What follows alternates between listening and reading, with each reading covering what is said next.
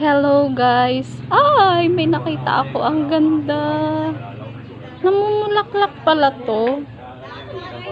Tapos, Madam Thomas Lourdes. Bigonya ba to? Eto, katulad siya dun sa ano mo.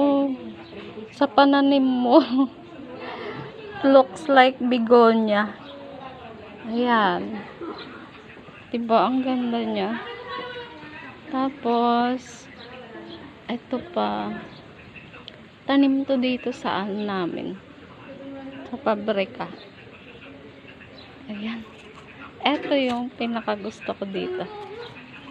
Ito. Ayan. Rose. Rose forever.